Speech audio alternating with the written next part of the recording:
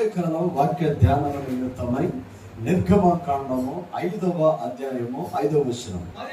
మరియు ఫరో, ఇదిగో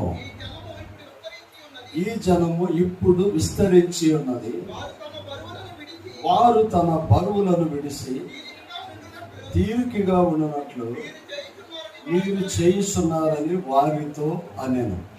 దేవుని బిడ్డారా, చదవబడిన వాక్యమును మరింత గమనించినట్లయితే ఆరంభంలో 5వ అధ్యాయము ఆరంభంలో ప్రియ దేవుని బిడ్డారా, మోషే అహరోనులు కలిసి ఫరో రాజు దగ్గరికి వెళతారు. ఫరో రాజు దగ్గరికి వెళ్ళి వాడు మాట్లాడుతున్న మాట ఏంటంటే, ఆ బానిసత్వము, వారు పడుతున్న శ్రమలు, వారి యొక్క ఒత్తిళ్లు వారు తట్టుకోలేక వారికి పండగ లేదు, సెలవు లేదు. అలాగే ప్రియ దేవుని బిడ్డలారా, ఉత్సవాలు జరుపుకోవడానికి అవకాశం లేదు, స్వాతంత్రత లేదు, ఎన్నో ఆటంకాలు వారు ఎదుర్కొంటూ ఉన్నారు. అలాంటి సమయంలో ప్రియ దేవుని బిడ్డలారా, మోషే నాయకుడైన తర్వాత వాళ్ళ ఆలోచన, ప్రియ దేవుని బిడ్డలారా, ఎలాగైనాను ఈ ప్రజలను ఒక సరైన మార్గంలో నడిపించాలి. దేవుని దగ్గర తప్ప, ప్రార్థనతో తప్ప, ప్రభు ప్రార్థన దగ్గర తప్ప మనం ఎప్పుడు కూడా విజయాన్ని చూడలేమని గ్రహించి ప్రియ దేవుని బిడ్డలారా, వారు రాజు దగ్గరికి వెళతారు. రాజా, మాకు ఒక దేవుడు ఉన్నాడు, మేము ఆయన పేరట ఉత్సవాలు చేసుకోవాలి, మాకు కొన్ని రోజులు సెలవు కావాలి అని చెప్పేసి రాజుని అడగటానికి వెళ్ళాడు. ప్రియ దేవుని బిడ్డలారా, ఆ రాజు అక్కడున్న పనివారులను, మంత్రులను, లేకపోతే అక్కడున్న వ్యవస్థ నాయకులను పిలిచి వాళ్ళు ఏమంటున్నారు అంటే, చదవబడిన మాటలు అదే అంటాడు. ఫరో, వాళ్ళు ఫ్రీగా ఉన్నారు, వాళ్ళ గురించి ఆలోచన చేస్తున్నారు, వాళ్ళ బిడ్డల గురించి ఆలోచన చేస్తున్నారు, వారి వ్యాపారాల గురించి ఆలోచన చేస్తున్నారు, వారి అభివృద్ధి గురించి ఆలోచన చేస్తున్నారు. కొన్ని వేల సంవత్సరాల నుంచి ప్రియ దేవుని బిడ్డలారా, మన మీద జరుగుతున్న దాడి అదే. మనం గుర్తుపెట్టుకోవాలి, ఆలోచించే టైం ఎవరో, నిర్ణయాలు తీసుకునే అవకాశం ఎవరో. ప్రియ దేవుని బిడ్డలారా, జ్ఞానం పెరగటానికి మార్గాలను వారు మూసివేస్తారు. చదువుకోనివ్వలేదు, విద్యను అభ్యసించలేదు. ప్రియ దేవుని బిడ్డలారా, యూనివర్సిటీలో సీట్లు ఇవ్వలేదు, స్కూల్స్ లో చేరనివ్వలేదు. ఎన్నో ఆటంకాలు, ఎన్నో వ్యతిరేకతలు. ప్రియ దేవుని బిడ్డలారా, మతం పేరట, కులం పేరట, వర్గం పేరట, దేశం పేరట అనగదొక్కబడుతూ ఎలాంటి స్వాతంత్రం లేకుండా ఉన్న ప్రజలు ఈ రోజున ఉన్నారు. ప్రియ దేవుని బిడ్డ, ఎక్కడ అణసివేత ఉంటుందో, ఎక్కడ నిరక్షత ఉంటుందో, ఎక్కడ వివక్షత ఉంటుందో, ఎక్కడ అంతరానితనం ఉంటుందో, ఎక్కడ తక్కువ చూస్తారో, ఎక్కడ విభజిస్తారో, ఎక్కడ ప్రియ దేవుని బిడ్డలారా మనుషులను లెక్క చేయకుండా ఉంటారో, అక్కడ ప్రియ దేవుని బిడ్డలారా దేవుని కృప ఉంటుంది. ఆయన లభిస్తాడు, ఆయన ప్రబలుతాడు, ఆయన తీర్పును ప్రకటన చేస్తాడు. ఆయన తన ప్రజలకు ఉన్నతమైన స్థితిని ఇచ్చేవాడై ఉన్నాడు. ఈ రోజున యేసు ప్రభు మనకు లేకపోతే, వాక్యం లేకపోతే మంచి తెలియదు, జ్ఞానం లేదు, చదువుకోవాలనే ఆలోచన రాలేదు. ఎన్నో ఆటంకాలు ఎదుర్కొంటున్నాం, ఎప్పటికీ కూడా ఎదుర్కొంటూనే ఉన్నాం. దేవుని బిడ్డలారా, ఇశ్రాయేలు చరిత్ర మనకు తెలిసి ఉండాలి. ఎక్కడ కూడా ఆలోచన చేసే శక్తి, టైము వాళ్ళకి ఇవ్వలేదు. అంత బానిసత్వంలో వారు ఉండిపోయారు. అపవాది కూడా మనల్ని అలాగే బిగబట్టేస్తుంది. ఏంటో తెలుసా, అభివృద్ధి గురించి ఆలోచన ఇవ్వదు. మనం ఎప్పుడు కూడా గుర్తు పెట్టుకోవాల్సింది ఏంటంటే, ఎక్కడో ఒక సమస్యను నీ ముందు పెట్టింది. నీ భర్త, నీ బిడ్డలా, నీ వ్యాపారమా, నీ కుటుంబమా, నీ మతమా, నీ కులమా, నీ ప్రాంతమా, ఏదో ఒక సమస్య నీ ముందు పెట్టింది. అది అప్పు కావచ్చు, అనారోగ్యం కావచ్చు, మరి సంథింగ్ ఏదైనా కావచ్చు. అపవాది దాని గురించి ఆలోచన అంటే అక్కడే బిగించేసి అప్పు గురించి ఆలోచన చేస్తావు, రోగం గురించి ఆలోచన చేస్తావు, నీ సమస్యల్లో నిన్ను బంధించి బిగించి అక్కడే తిరిగి మానసికంగా కొమిలిపోయి అభివృద్ధి అవ్వకోకుండా చేస్తున్న వ్యవస్థలో మనం ఉన్నాం. దేవుని బిడ్డ, నా మాటలు చాలా జాగ్రత్తగా గమనించండి. మోషే రాజు దగ్గరికి వెళ్ళి అదే అంటున్నాడు, మాకు ఒక టైం కావాలి. ఈ రోజున స్వాతంత్రం ఉంది, ఈ రోజున మనం ఇక్కడ ఉన్నాం, ఈ రోజున ఆరాధన చేసుకోగలుగుతున్నాం, ఈ రోజున ఆదివారం సెలవు ఉంది, ఈ రోజున ఇది పునరుద్ధాన దినంగా ప్రకటన చేసుకున్నాం. ఈ రోజున ప్రియ దేవుని బిడ్డలారా, ఈ యొక్క దేవుడు మనకిచ్చిన కృప ఉన్నది. కానీ ఆ రోజున అలాంటి పరిస్థితులు లేవు. అలాంటి దేవుని బిడ్డలారా, డే అండ్ నైట్ కష్టపడటం అనేది దేవుని ఉద్దేశం కానే కాదు. ఆమె మీకు తెలుసా, పాశ్చాత్య దేశాల్లోకి వెళితే వీకెండ్ ఉంటుంది. అంటే సోమవారం నుంచి శుక్రవారం వరకే వాళ్ళు పనిచేస్తారు. శని ఆదివారాలు సెలవు అయి ఉన్నది. దేవుని బిడ్డలారా, ఏ మాల్స్ కైనా వెళ్ళండి, 8-9 నుంచి మాల్స్ ఓపెన్ అయిపోతాయి. కానీ 5 గంటల కల్లా ప్రతి షాపు క్లోజ్ అయిపోయింది. ఆ తర్వాత వాళ్ళు వస్తారు, వాళ్ళ యొక్క పనులు చూసుకుంటారు. కానీ ఈ రోజున మనకి టైం ఏది? దేవుని బిడ్డలారా, ప్రైవేట్ సంస్థలు వచ్చినాయి. ఆదివారం సెలవు లేదు, ఆదివారం ఫంక్షన్లు, ఆదివారం పెళ్లిళ్ళు, ఆదివారం ప్రియ దేవుని బిడ్డలారా దేవునికి ఇచ్చే పరిస్థితి లేదు. ఏ కుటుంబం ఆదివారం దేవునికి ప్రాధాన్యత ఇస్తుందో, ఏ కుటుంబం ఆరాధనకి ప్రాధాన్యత ఇస్తుందో, ఏ కుటుంబం ఆదివారం దేవుని సన్నిధిలో గడుపుతుందో ఆ వ్యక్తులు, ఆ కుటుంబం, ఆ వ్యవస్థ ఆశీర్వాదకరంగా ఉంటుంది. వారి అభివృద్ధిని ఎవరు ఆపలేరు. వారిని ఉన్నతమైన స్థితిలో దేవుడు నిలబెడతాడు. ఆలోచన చేసే శక్తి వారికి లేదు, సరైన సమయం వాళ్ళకి ఇవ్వట్లేదు. అందుకనే అట్టడుగునున్న ఈ యొక్క ప్రపంచంలో ఉన్న కార్మికులందరూ కూడా అడ్డం తిరిగి ప్రపోజల్ బయటకు తీసుకొచ్చారు. వాళ్ళు ఏమంటారంటే, మేము 8 గంటలు పని చేస్తాం, 8 గంటలు పడుకుంటాం, 8 గంటలు రిఫ్రెష్ అవుతామంటే ఏం ఆలోచన చేయాలి, ఎలా అభివృద్ధి అవ్వాలి, ఏం కొనాలి, ఎలా దాయాలి, ఎలా బిడ్డలు చదివించాలి, ఎలా ప్లాన్ చేయాలి. మీకు తెలుసా, మీకున్న 24 గంటల్లో 8 గంటలు నీవు, నీ కుటుంబం, నీ బిడ్డలు, నీ భార్య, నీ అభివృద్ధి, నీ వ్యాపారం, నీ వ్యక్తిగత జీవితం కోసం నువ్వు ఆలోచించాలని నీకు తెలుసా? దేవుని బిడ్డలారా, తెలియకే ఈ రోజున పరిస్థితులు ఇలా అయిపోయినాయి. తెలియకే రోజుకి 8 గంటలు నీ అభివృద్ధిని గురించి నువ్వు ఆలోచన చేసి ప్లాన్ చేసుకోవాలి. 8 గంటలు నిద్రపోవటం తెలుసు మనకి. ఆమె యూట్యూబ్ నిండా ఏముంటాయి, 8 అవర్స్ నిద్రపోండి, 8 అవర్స్ నిద్రపోండి, 8 అవర్స్ నిద్రపోండి, అదేనా ఉంటుంది. యూట్యూబ్ అంతా అదే ఉంటుంది. కానీ ఇప్పుడు దేవుని బిడ్డలారా, ఒక్క పోస్ట్ కూడా మనం చూస్తామా? 8 గంటలు నీ గురించి నువ్వు ఆలోచన చేయాలి, నీ బిడ్డల గురించి నువ్వు ఆలోచన చేయాలి, నీ కుటుంబం గురించి నువ్వు ఆలోచన చేయాలి. నువ్వు అభివృద్ధి అవ్వటానికి, ప్లాన్స్ చేసుకోవటానికి రోజుకి 8 గంటలు నువ్వు కేటాయించాలి. కేటాయించలేకపోతే మన పిల్లలందరూ ఏ ప్రైవేట్ సంస్థల్లోనూ వెళ్ళి బిగుసిపోతారు. ఆదివారం ఆరాధన ఉండదు, ఆలోచించే టైం ఉండదు, ప్రార్థన ఉండదు. ఆదివారం ఆరాధన లేదు అంటే అభివృద్ధి 50% అయిపోయినట్టే. నేను చెప్తున్నాను, జాగ్రత్తగా గమనించండి దేవుని బిడ్డలారా. ఏ పిల్లలైనా కూడా ఆదివారం సెలవు లేని పనులు చేశారా, వాళ్ళ అభివృద్ధిలో 50% వాళ్ళు ఆగిపోయినట్టే. 5,000 వచ్చినా, 10,000 వచ్చినా, లేకపోతే 15,000 వచ్చినా ఆదివారం దేవునిది, ఆయనకది ఇచ్చి తీరాలి. దేవుని బిడ్డారా, సమయం ఇవ్వట్లా, ఆలోచన చేసుకునే సమయం ఇవ్వట్లేదు. రాజు పిలిచి ఉత్సవము చేసుకోవాలి అనే ఆలోచన చేస్తున్నారు అంటే వాళ్ళని మీరు సరిగ్గా కష్టపడతలేదు. ఆమె వాళ్ళని ఏం చేయట్లా, కష్టపడట్లా. ఇప్పుడు ఆదివారం బిర్యానీ వండుకోవాలా, లేకపోతే ఏం చేసుకోవాలి అన్న ఆలోచన వచ్చేది ఎప్పుడు? ఆదివారమే కదా. ఆదివారం ఎందుకు వస్తుంది? టైం ఉండేది ఆదివారం, పిల్లలు ఉండేది ఆదివారం, కుటుంబం అంతా కలిసి ఉండేది ఆదివారం. వారం అంతా ఏం చేస్తాం? అడావుడిగా ఏదో ఒకటి చేసి కట్టేసి, క్యారేజీ కట్టేసి పంపించేస్తాం. కానీ ఆలోచన వచ్చేది ఎప్పుడు? టైం ఉండదు ఎప్పుడు? ఆదివారం. అంటే ఆదివారం ఎందుకు ఆలోచన చేస్తామంటే ఆ టైంని దేవుడు మనకి ఇచ్చాడు. అసలు ప్రార్థన చేసే టైమే నీకుండదు, ప్రభు దగ్గర గడిపే సమయమే నీకుండదు, వాక్యం వినే సమయమే నీకుండదు. వాక్యం కన్నా బంధువులకు ప్రాధాన్యత ఇస్తాం, వాక్యం కన్నా సెలవులకు ప్రాధాన్యత ఇస్తాం, వాక్యం కన్నా ఊర్లు వెళ్తానికి ప్రాధాన్యత ఇస్తాం, వాక్యం కన్నా లోకానికి ప్రాధాన్యత ఇస్తాం, వాక్యం కన్నా ఫంక్షన్లకు ప్రాధాన్యత ఇస్తాం. చాలా జాగ్రత్త గమనించండి. మీ అభివృద్ధికి ఇది మార్గంగా మారబోతుంది. మీ అభివృద్ధికి ఇది మార్గంగా మారబోతుంది. మిమ్మల్ని దేవుడు దీవించబోతున్నాడు, ఉన్నతంగా నిలబెట్టబోతున్నాడు. దేవుని బిడ్డలారా, చిన్న వాటికి ఒకటే గుర్తుపెట్టుకోవాలి. నీ గురించి నీ బంధువులకు తెలియాలి, వాళ్ళు దేవుని బిడ్డలు, వాళ్ళు ఆరాధనకు వెళతారు, వాళ్ళు దేవునికి ప్రాధాన్యత ఇస్తారు, వారు యేసయ్యతో ఉంటారు, వారు ఎక్కడికి రారు, వారు ఎక్కడికి రారు.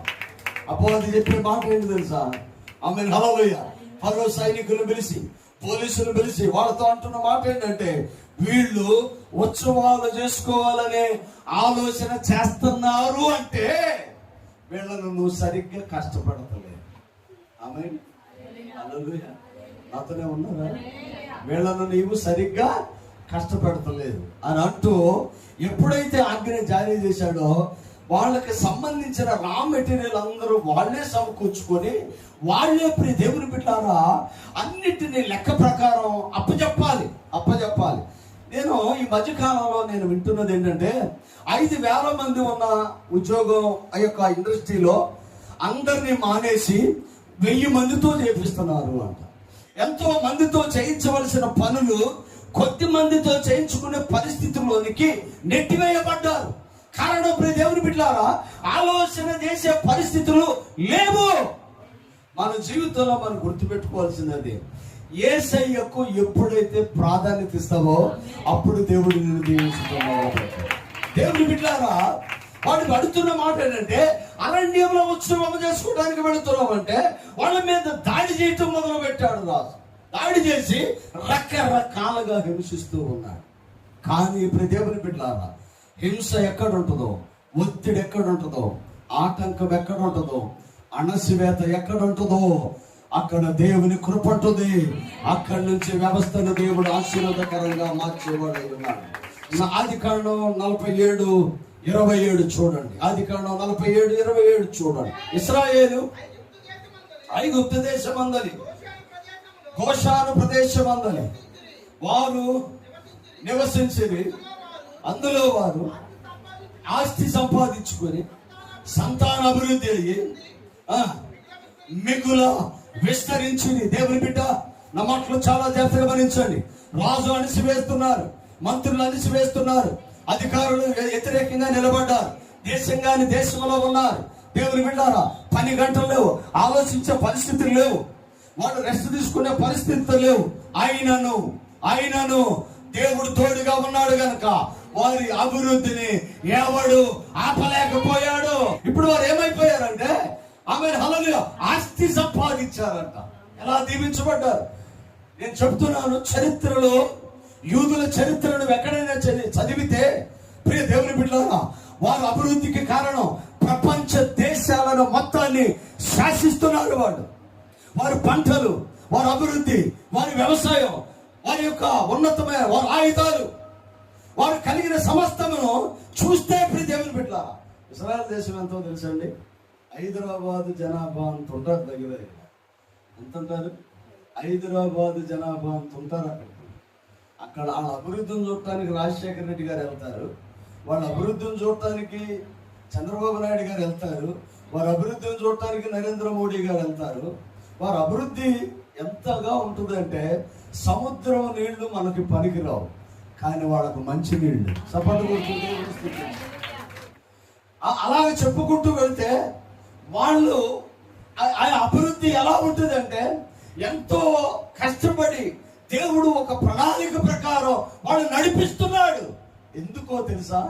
వాళ్ళు దేవుని రోజుని దేనికి ఇవ్వరంట. సపట్ల కొడుతూ దేవుని తెలుసా విశ్రాంతి దినాన్ని వారు ప్రభువుతో గడుపుతారు. 7 అంతస్తులు ఉన్న బిల్డింగ్ లో ఇజ్రాయెల్ దేశం చూడటానికి వెళ్ళిన పాస్టర్ గారు 7 అంతస్తులకు వెళ్ళి ఆ పై రూమ్ తీసుకున్నప్పుడు ఆ యొక్క లిఫ్ట్ అంట 7 అంతస్తులు 7 సార్లు లాగుతూ ఉంది. మనకి ఇసుకొస్తుంది. ఇదేంటి 1 2 3 4 5 6 ఇలా 7 ఆగింది. ఎవరు దిగట్లా. ఎందుకు ఎలా జరుగుతుందంటే అక్కడ అన్న మాట ఏంటో తెలుసా? ఈరోజు ఆదివారం పునరుద్ధాన దినం, ఇది దేవుని రోజు. అందుకని వీళ్ళు ఏం చేస్తారంటే శనివారమే లిఫ్ట్ ఆన్ చేస్తారు. ఆమేన్. శనివారం ఏం చేస్తారు? లిఫ్ట్ ఆన్ చేస్తారు. శనివారం లిఫ్ట్ ఆన్ చేస్తారు, ఆదివారం లిఫ్ట్ స్విచ్ కూడా వేయరు. వాళ్ళు ఎక్కటం నిలబడటం ప్రతి ఫ్లోర్ దగ్గర ఆగింది, దిగుతారు, మళ్ళీ క్లోజ్ అయింది, దిగుతారు, ఎక్కుతారు. అంటే ఇప్పుడు దేవుని బిడ్డలారా కరెంట్ కరెంటు స్విచ్ కూడా వాళ్ళు ఆదివారం వేయరు. ఎందుకంటే విశ్రాంతి దినం.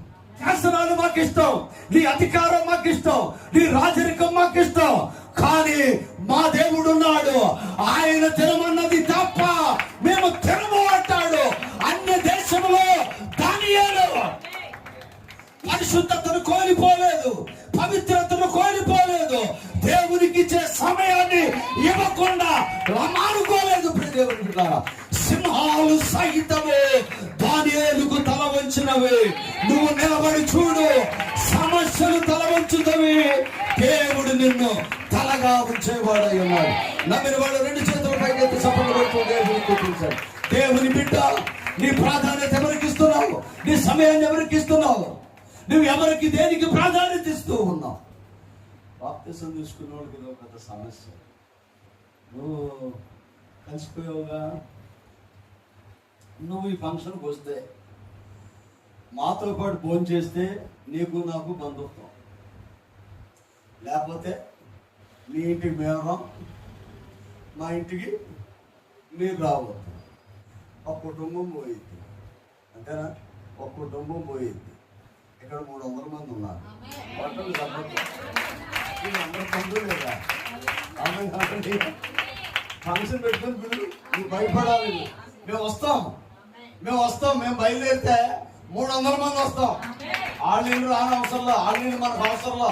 మన బాగున్నప్పుడు, మనం బాగలేనప్పుడు అవమానపరిచి మన బతుకులు ఏమైపోతున్నాయో మనం చూసి మనం ఎలా అయిపోతామో చూసి సంతోషించే వాళ్ళు ఈరోజు మనకు బంధువులు అయ్యారు.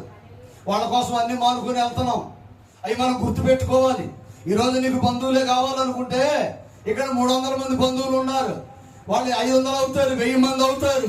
ఎంతమంది బంధువులు కావచ్చు అంతమంది అవుతారు. ఆమేన్, హల్లెలూయా. మనం ఇవ్వాల్సిన ప్రాధాన్యత ఎవరికి అని నీ కోసం ప్రార్థన చేస్తారు. వీళ్ళు వాళ్ళు చేస్తారా? సెంటిమెంట్తో కొడతారు. ఇప్పుడు నువ్వు అది చేయకపోతే నీకు నాకు బంధుత్వం లేదు. దేవునికి స్తోత్రం, హల్లెలూయా అని చెప్పండి. ఆస్తి సంపాదించుకున్నారు, పిల్లలగానే అభివృద్ధి అయ్యారని చప్పట్లు కొడుతూ దేవుని బిడ్డారా, ఎక్కడ ఒత్తిడి ఉంటుందో, ఎక్కడ సమస్య ఉంటుందో, ఎక్కడ ఆటంకమో అక్కడి నుంచి మనం బయటికి రావడం మంచిది. వాళ్ళు శ్రమలో ఉన్నారు, దేవుడు దీవించాల్సి వస్తే పేదవాళ్ళే దీవిస్తాడండి. ఆమె నాతోనే ఉన్నాడు. అంటే మనం అనుకుంటాం తక్కువ వాళ్ళం, పేదవాళ్ళం, ఎదుగుదల లేదు, ఇలాగే ఉన్నాం అని అనుకుంటాం. ఆమె హల్లెలూయా. దేవుడు ఎవరిని దీవిస్తాడో తెలుసా? చిన్నవాళ్ళనే దేవుడు దీవిస్తాడు. ఎదిగిన దాని వల్ల ఉపయోగం లేదు.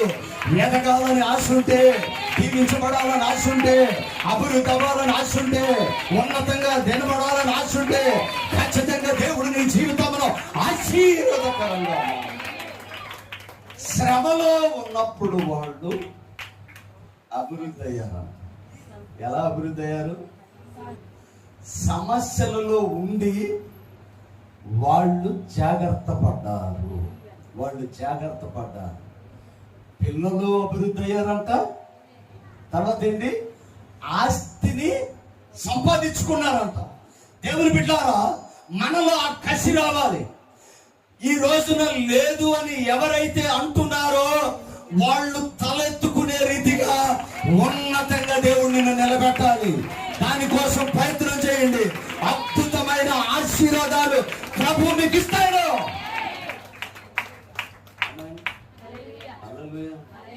చాలా మంది క్రీడాకారులు నాకు తెలుసు, ఆదివారం ఆటలు పెడితే ఎల్లరు ఒలింపిక్స్ గేమ్స్ కూడా మానేసిన వాళ్ళు ఉన్నారు. కారణం ఏంటి? ఆదివారం దేవుని టైం.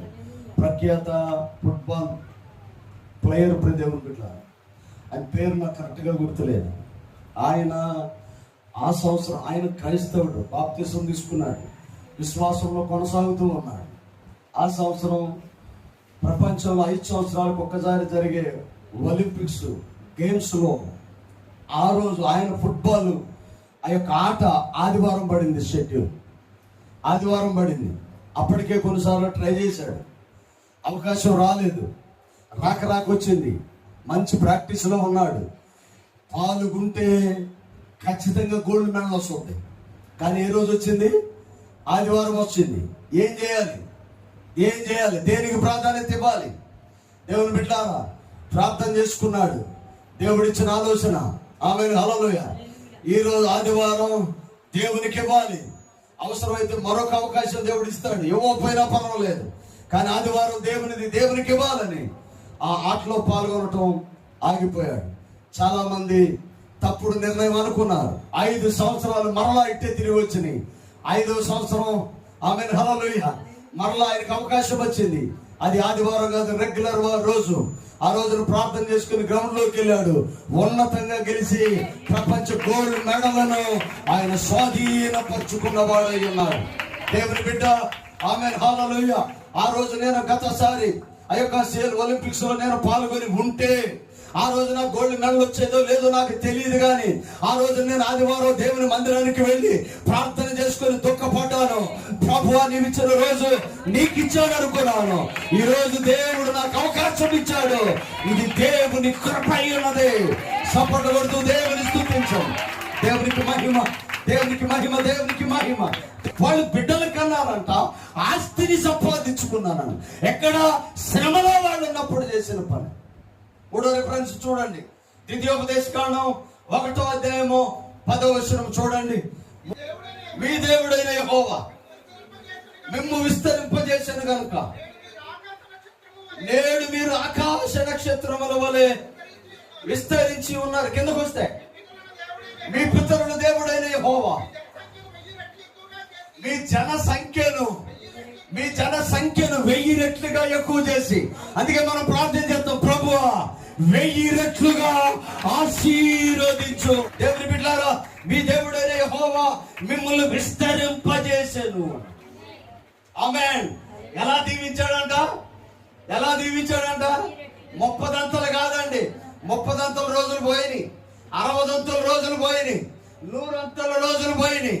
ఇప్పుడు దేవుడు దీవిస్తే 1000 రెట్ల దీవెనలో ఉన్నా, 1000 తరాలకు ఆశీర్వాదం, 1000 రెట్ల దీవెన, 1000 తరాలకు మేలు కలిగించేవాడు. ఎలా దేవుడు దీవించాడంట? శ్రమలో ఉన్నప్పుడు. ఆమేన్, హల్లెలూయా. ఈ రోజున ₹1 మనకి ఇంట్లో ఉంటే కొద్దిగా కంగారు పడిపోతాము, కానీ ఇక్కడ ఏముందంట? ఆమేన్, హల్లెలూయా. ₹1000 ఇంట్లో ఉందనుకో, 1000 రెట్లు అంటే 8,000 అవుతాయి. 10 లక్షలు. 1000 అంటే 10 లక్షలా? దేవుని స్తోత్రం. ఒకసారి అల్లు చెప్పి సార్ సపోర్ట్ కొడుతుంది దేవుని. నువ్వు రోగిగా ఉంటే దేవుడు స్వస్థత ఇస్తాడు. విశ్వాసంతో మీరు నిలబడి చూడండి, మీరు నమ్మలేని అద్భుత కార్యాలు యేసయ్య మీ జీవితంలో చేసేవాడు ఉన్నాడు. స్వస్థత ఇస్తాడు, విడుదల ఇస్తాడు, ఆరోగ్యం ఇస్తాడు, అభివృద్ధి ఇస్తాడు, ఆశీర్వదిస్తాడు, ఉన్నతంగా దీవిస్తాడు. లెక్కింపజాలని మేళ్లతో మిమ్మల్ని వృద్ధిపరిచేవాడు యేసయ్య ఉన్నాడు. తల వంచండి, ప్రార్థన. ప్రేమ కలిగిన దేవ, సత్యస్వరూపి, కృపా సమృద్ధినిచ్చేవాడు నీకు మహిమ. ప్రభువా, గోషాను ప్రాంతముల వారిని బహుగా విస్తరింపజేశావు. అన్నీ ఉన్నప్పుడు కాదు నాయనా, శ్రమలో ఆస్తి సంపాదించారు, శ్రమలో బిడ్డలు పుట్టారు, శ్రమలలోనే 1000 రెట్ల అభివృద్ధిని వారు చూశారు. దేవుని బిడ్డ, ఈ రోజున నీ ఇంట్లో అనుకూలమైన పరిస్థితులు లేకపోవచ్చు, కానీ యేసయ్య నీతో ఉన్నాడు. శ్రమలో నీవు ఉండొచ్చు, ఆయనను నీవు కలిగి ఉన్నావు గనక ఖచ్చితంగా 1000 రెట్ల ఆశీర్వాదాలు ప్రభు నీకు ఇచ్చేవాడు. ప్రేమ కలిగిన దేవ, సత్య స్వరూపి, కృపా సమృద్ధినిచ్చేవాడా నీకు మహిమ. ఈ ఉదయకాలం మాతో మాట్లాడిన ప్రతి మాటను బట్టి నాయన నేను ఎంతగానో స్తుతిస్తూ ఉన్నాను. ఇక్కడ ఉన్న ప్రతి బిడ్డను దీవించాలి. వారి వ్యాపారాలు, వారి కుటుంబం, వారి బిడ్డలు, వారి ఆస్తిని, వారికి కలిగిన చేతి వృత్తులను ఆశీర్వదించండి. పెట్రోల్ రేటు పెరిగిందను, దేవా మెటీరియల్ రేటు పెరిగిందను, వర్క్ లేదను, ప్రభుత్వాలు మారినాయను, లేకపోతే ఏ సాకులు కాదు కానీ నాయన, ఈ బిడ్డలు నీ బిడ్డలు నిన్ను నమ్మారు, లోకం మీద ఆధారపడలేదు, వాళ్ళు నీ మీద ఆధారపడ్డారు. దేవా, నూతన మార్గాలు తెరవండి. చెయ్యలేనంత పని వారికి ఉండాలి, శ్రేష్టమైన సమృద్ధి ఉండాలి. వాళ్ళు ఉన్నతంగా దీవె దీవించబడాలి. మునుపు చూడని అభివృద్ధి వారు ఇక నుంచి చూసే కృపను దయచేయండి. సమస్తమును సంఘ బిడ్డలకు అనుకూలపరచమని, వారు ఏది కొదవగా ఉన్నదో వాటినిచ్చి ఆశీర్వదించమని యేసు శ్రేష్ఠ నామమున అడిగి వేడుకొనుచున్నాము తండ్రి. ఆమేన్. ఆమేన్. అందరికీ వందనాలు.